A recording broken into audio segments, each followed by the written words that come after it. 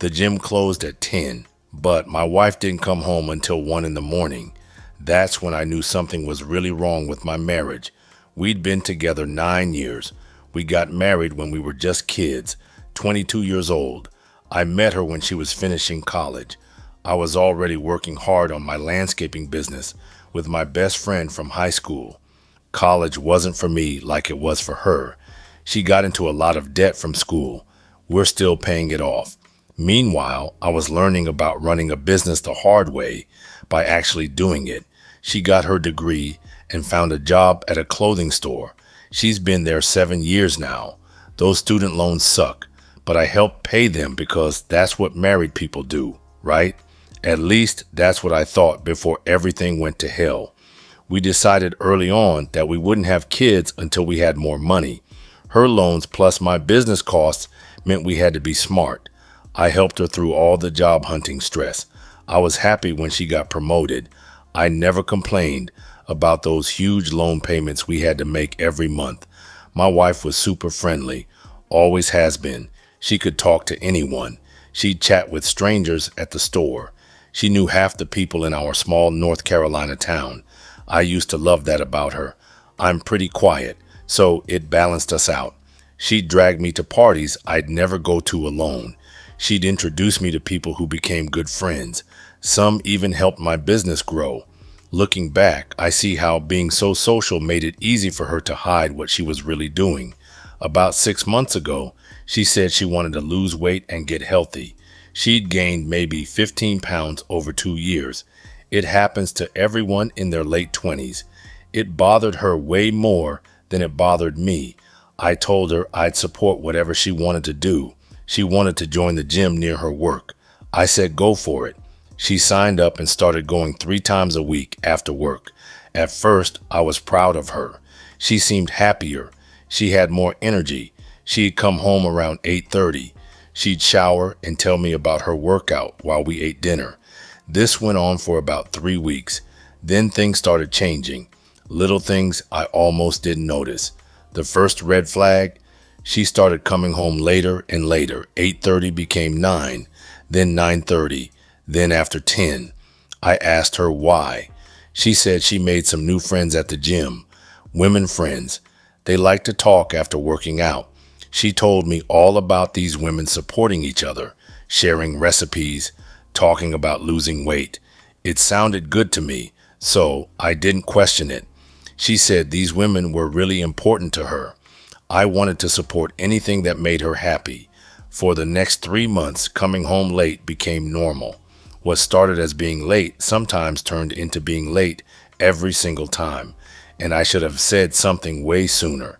She'd text me around 6:30 saying she was heading to the gym, then nothing until she walked in the door between 10 and 11. Every time I asked, she told me the same story. Her gym friends, they talked after working out. She made it sound like these women were her long-lost sisters, like they understood her in ways I couldn't. The stories got bigger over time, more details about what they talked about, their lives, their weight loss stories, but it all sounded fake.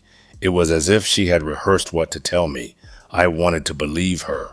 I mean, who wants to be that guy who gets mad about his wife making friends at the gym? My business partner once told me that marriage needs trust, but you also have to pay attention. But I leaned hard on the trust part. That's what good marriages need, right? Then came that September night that changed everything. She left for the gym like normal. By 11:15, she still wasn't home. No text, nothing. Something in my gut told me this was different, that all her excuses were about to fall apart. Instead of calling her, I decided to drive to the gym myself, see what was really going on. The parking lot was empty when I got there. The building was dark except for the exit signs. A sign on the door said they closed at 10 on weekdays. So she couldn't be inside talking to anyone. Her car wasn't there. Not in the lot. Not at the shopping center next door. Not on any side streets. I sat in my truck for 20 minutes. Maybe I was wrong. Maybe she'd show up with a good reason. She finally walked in the door at 12:53 in the morning. I was waiting in the living room. Right away, she got defensive, said she didn't need me to watch her like she was a kid. She didn't have to tell me where she was every minute. Her story? The women decided to get coffee after the gym. They lost track of time talking. Two things bothered me about that night. First, the gym had been closed for almost 3 hours when she got home, so they couldn't have worked out and then decided to hang out. Second, she was wearing this tight black dress, not something you wear to get coffee with girlfriends from the gym.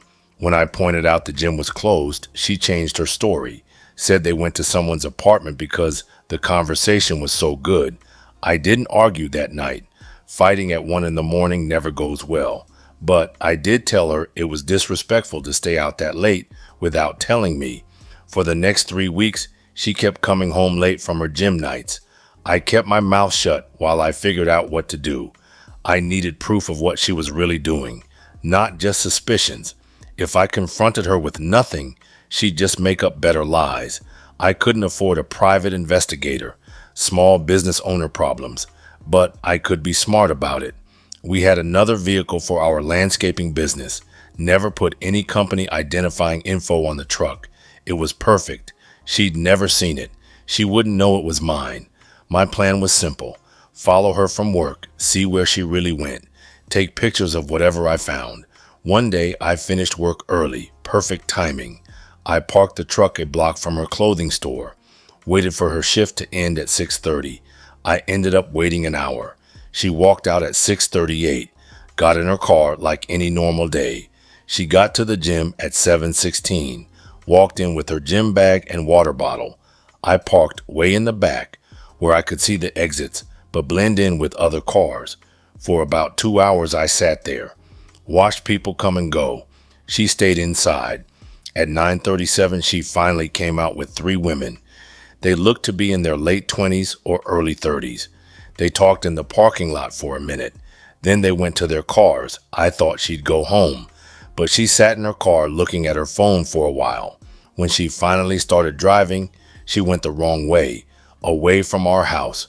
My heart started racing. We passed a turn for home. This was it. I was going to find out the truth. We drove about 20 minutes through parts of town I didn't really know. She pulled into this small restaurant, and I've lived here most of my life. I parked across the street behind some cars. I watched her get out and walk to the door. There was a man waiting for her. When she got close, they hugged, but it wasn't a friend hug. After the hug, he grabbed her below her waist, kept his hands there. She didn't push him away. I fumbled with my phone, got several pictures. My hands were shaking so bad I almost didn't take the photos. They stayed outside for just a couple more minutes. Then they went inside together. My first thought was to run in there and confront them both, but I was carrying my gun, and I might do something stupid in the heat of the moment. She wasn't worth ruining my life over, no matter how angry and hurt I was. They stayed in the restaurant about 45 minutes. I sat in the truck going between rage and disbelief. When they came out, they went straight to his car, not hers. What happened next proved everything I'd been suspecting. They started making out against his car. His hands were all over her. No doubt what kind of relationship this was. I took more pictures, even got a short video. Then I couldn't watch anymore. The drive home was the longest 20 minutes of my life. I kept thinking about what I'd seen, what to do next. When I got home, I uploaded everything to my computer, made backup copies on a flash drive.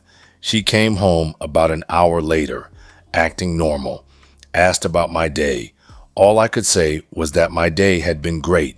The word burned in my mouth. We went through the motions of a normal evening, but I couldn't pretend everything was fine. That night, I slept on the couch. I couldn't share a bed with someone who'd just been with another man. The next morning, I called in and talked to my boss. I was honest with him, told him everything, and he said he would cover for me and handle this. I spent the day researching divorce lawyers. I couldn't sleep after seeing my wife cheat, and I knew confronting her without a lawyer would be stupid. North Carolina requires a 1-year waiting period before you can divorce. You have to live apart for a year. It doesn't matter what they did. I met with a lawyer that afternoon. I brought my phone with all the pictures and videos. The lawyer said I couldn't file right away because of the 1 year wait, but the evidence would help other parts of the case. He said her cheating meant she couldn't get alimony under North Carolina law. That would save me thousands of dollars. The lawyer also advised me to protect my money immediately. Spouses often drain bank accounts or max out credit cards when they know a divorce is coming. The first thing I did was stop paying her student loans. For 3 years, I'd been making her student loan payments from our joint account, even though the loan was only in her name. She convinced me early on that we should combine everything. I should pay the big bills, including her student loans. Meanwhile, she'd buy groceries and small stuff. Stopping those payments would send a message. Our financial partnership was over. She could pay her own bills. That afternoon, I also called the credit card companies, removed her from every account where I was the main person, called my life insurance too. I changed the beneficiary from my wife to my business partner.